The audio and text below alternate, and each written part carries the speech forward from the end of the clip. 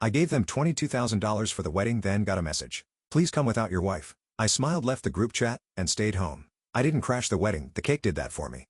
Then I got 143 missed calls from almost every guest. Please come without your wife. That was the message. No hello. No explanation. No attempt to sugarcoat the slap. Just 5 cold words sitting in the family group chat like they meant nothing. Like my wife was disposable. Like I was too. I read the message 3 times thinking maybe I misread it.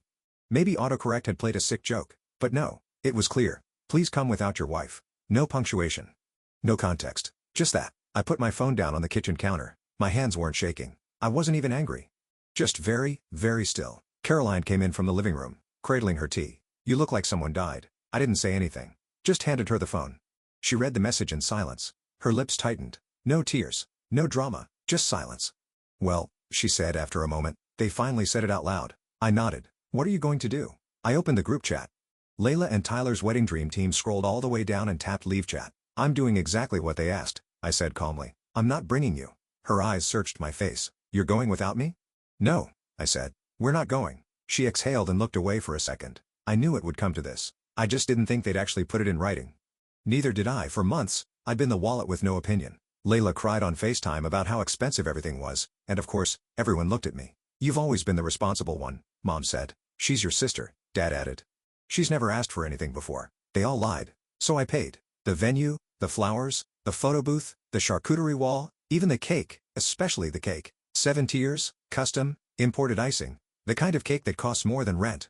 They took my money with smiles on their faces and then told me my wife wasn't welcome. For what? Because she doesn't laugh at Layla's jokes? Because she doesn't play the fake perfect daughter-in-law game? Because she once asked Tyler, do you even like Layla? Or are you just afraid of her at a dinner party? Yeah, that one probably did it. But Caroline never said a word. She just stood there holding the phone. Her jaw clenched. Eyes dry. She looked at me. Really looked. I knew you'd pick me, she said. But it still hurts. I nodded. We'll stay home. Then I smiled. But I'm still contributing to the wedding. She raised an eyebrow. You already gave them $22. I did, I said. But there's one item I quietly revised. The wedding happened. Oh, it happened. It was glamorous. Instagram ready. Platinum accents, live quartet, guests dressed in cream and blush tones like it was a Vogue spread. Layla beamed in every photo. Tyler looked appropriately miserable. My parents smiled like they'd raised royalty. Everything was perfect until the moment the waiter rolled in the cake. And that's when it started. The calls. 1, then 3, then 20, then 75 missed calls. All in the span of 2 hours. From Mom, from Layla, from Tyler, even Aunt Martha, who once called me cheap for bringing store-bought wine to Christmas. I didn't pick up. I just sat on the couch, poured myself a drink, clinked it lightly against Caroline's glass, and said, Happy wedding day, Layla. $22,000, I muttered, scrolling through my banking app again. Caroline looked up from her laptop. Still checking. I turned the screen toward her, just making sure I actually paid for all this delusion. The final invoice from Le Chateau Weddings and Events was still sitting in my inbox. $22,480. That didn't include the extra $350 for the emergency peony rescheduling or the veil styling technician Layla had to have because the first one gave off discount energy. I had paid for everything. And the deeper I thought about it, the more furious I got, not because of the money, but because of how easy it was for them to take it. It didn't start with the wedding. No, this started years ago. The moment I got a decent job after college, my parents slid me into the responsible one category, which in our family meant banker, fixer, therapist, mover, accountant, and sometimes babysitter. And Layla? Layla was the sensitive one, which meant manipulator, professional victim, and black belt and crocodile tears. You're the stable one, Mom always said, like it was a compliment. Layla's not built like you, Dad added. She's more emotional, right? Emotional. Like the time she crashed her car texting and driving, then blamed the sun glare, and I paid for the deductible. Or when she got fired for creative differences, and I helped her through the rough patch, meaning I covered her rent for 4 months. Or when she decided she wanted to start her own business, which meant I built her Etsy page and bought her overpriced hand-glued wine glasses for inventory. Every time she failed, I was the safety net. And every time I helped, she failed harder. And Carolyn? She saw it from day one. They don't respect you. She told me one night after Layla had sent me a Venmo request labeled just a little emergency. She's family, I said. It's not a big deal. Caroline looked at me like I'd grown a second head. It's not a big deal this time. It's never a big deal until you wake up and realize you're broken alone. She wasn't wrong, but she was patient. God, she was patient. She smiled through every dinner where my mother made passive-aggressive comments about her outfit. She endured Layla's fake smile insults like, you're so lucky he doesn't care about status, or it's cute how low-key you are. She held my hand under the table while Dad made another speech about how we all need to be there for Layla during this transition in her life. Caroline never once lashed out, Never caused a scene, never gave them what they wanted because they wanted her to lose it, to give them a reason to hate her publicly, but she didn't. So they got more creative. When the wedding planning started, I was accidentally left out of most conversations. Layla always sent messages like, "Oh, sorry, we figured you were busy with work, so we just made a few quick decisions." Quick decisions that cost me thousands. We decided on the champagne fountain. We locked in the fire dancers for the after-party. We're doing a 7-tier cake with gold leaf and imported orchids. And who signed the checks? Right, me. But there was one moment, the moment when I snapped. Not out loud, quietly, dead silent. It was 3 weeks before the wedding. We were at my parents' house for dinner. Caroline and I arrived with a bottle of wine and a small gift for Layla, a hand-embroidered silk robe from a boutique she loved. A peace offering, maybe, a gesture. Layla opened it and forced a smile. "Oh," she said, eyes cold. "Thanks, I already have 2 of these, but okay." Then she leaned over and muttered, "At least you're good for something, I guess." Caroline heard it. I felt her freeze next to me. Her fingers curled slightly around her wineglass, but she didn't say a word. I did. I stood up. Everyone went silent. "Excuse me," I said, placing my napkin on the table. "Where are you going?" Mom asked. "Out," I said. "For air." I left through the front door and sat in the car for an hour.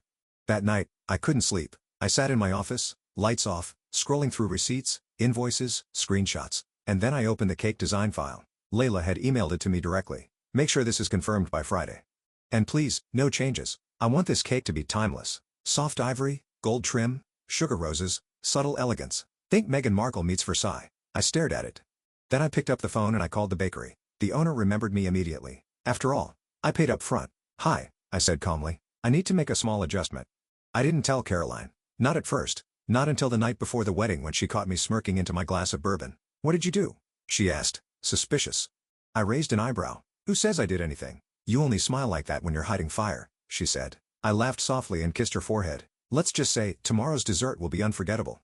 The ballroom shimmered under soft gold light. Layla's dress glowed under chandeliers like it was stitched from stars. Tyler smiled his dead-eyed smile. Champagne sparkled. Strings played. Phones filmed. It was perfect. Too perfect. And now, ladies and gentlemen, the MC boomed. The moment you've all been waiting for. Layla and Tyler's wedding cake. The crowd erupted in applause. Phones lifted. Guests leaned forward with performative excitement. Layla's eyes widened. Her hands clasped like a little girl on Christmas morning.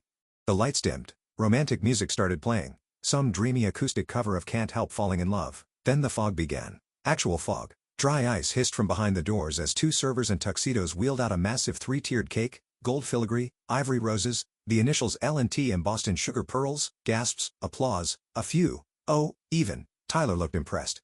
Layla was glowing. The cake rolled to center stage. Spotlights hit it. The MC grinned. "Let's hear it for this masterpiece." Layla took Tyler's hand, stepped forward with her perfect knife, and just as she reached for the first cut, a crack, the middle tier of the cake split. Boom. The top collapsed sideways and then pop. From inside the cake exploded a figure, a clown. Not just any clown. A clown in a wedding dress, full veil, red nose, white gloves, lipstick smeared into a smile too wide on her chest, a laminated sign, "Miss Perfect." The room went silent.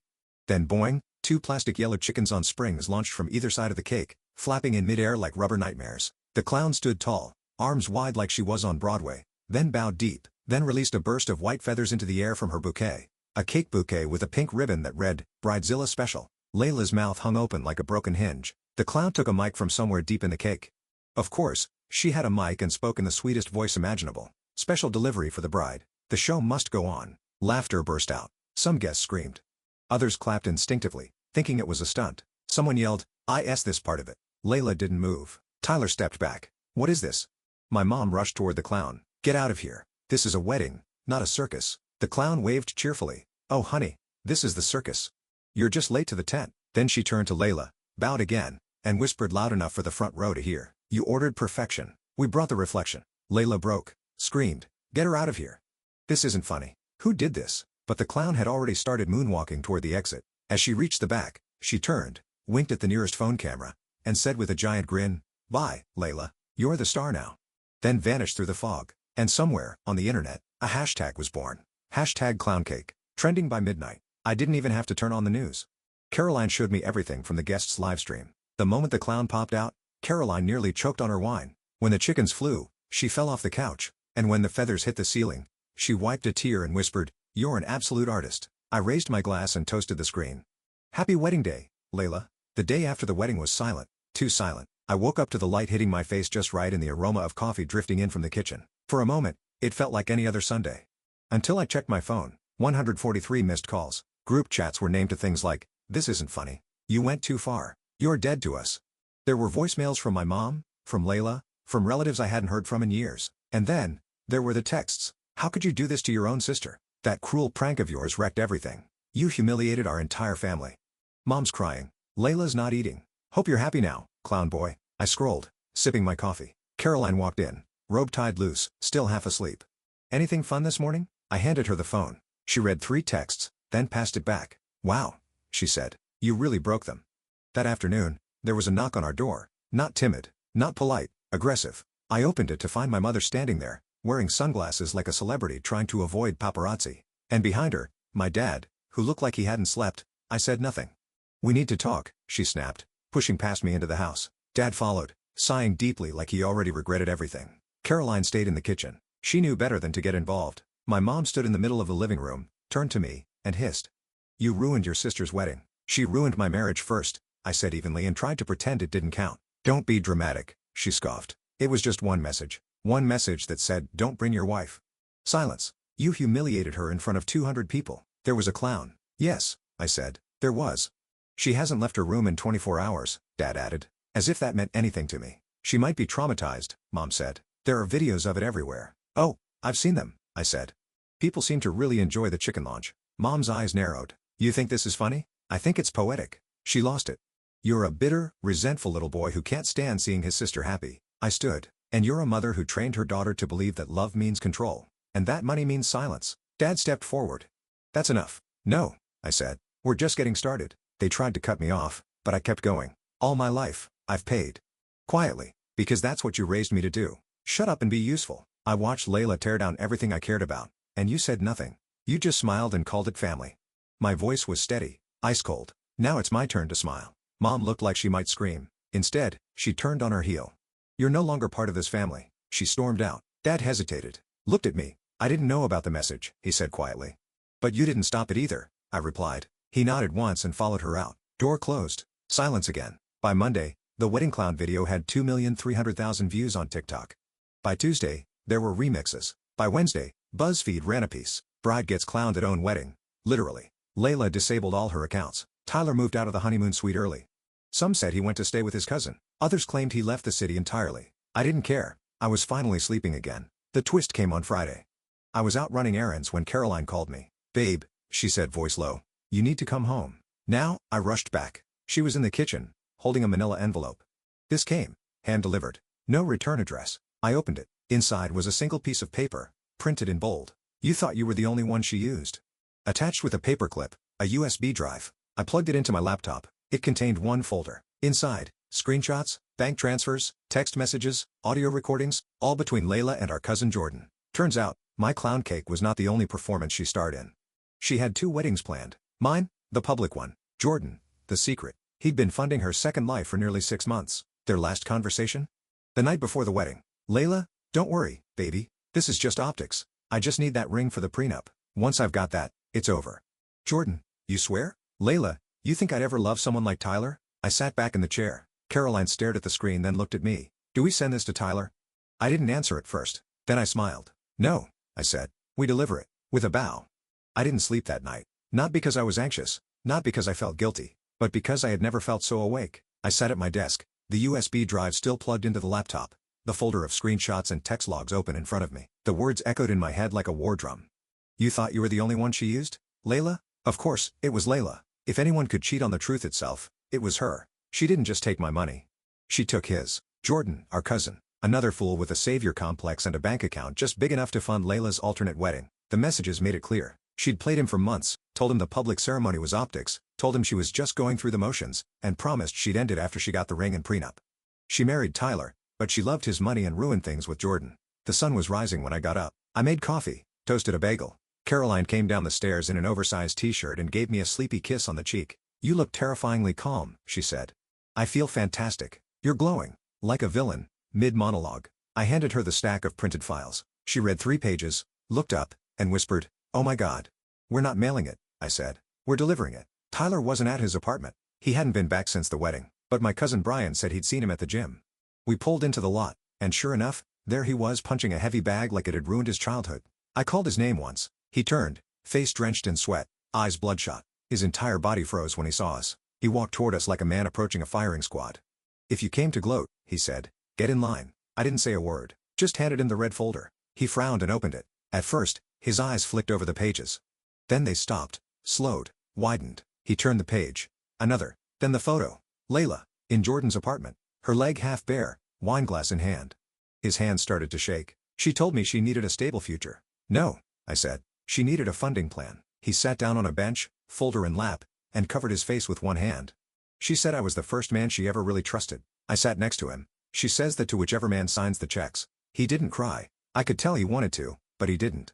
Instead, he whispered, "She's a black hole. She eats good things and spits out lies." I nodded. "She almost got all of us." He looked at me and said something I didn't expect.